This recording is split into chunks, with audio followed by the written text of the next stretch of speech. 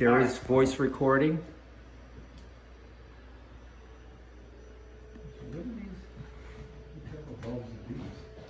I actually don't know. I think they're LEDs.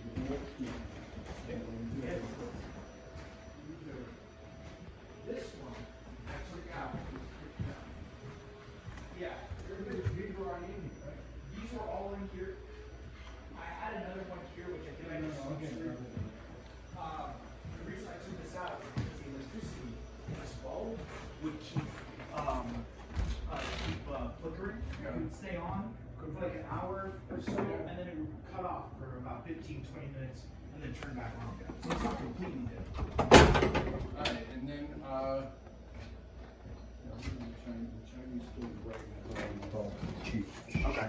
That Asian market on the corner of Brighton Avenue and corner. Oh, You know what that is? Yeah, yeah. They have bulbs for $1. They have LED bulbs for $1. That's where the UPS store is, right? No, That corner, no? no, right at the corner there, corner of Common and then Wellington Plaza.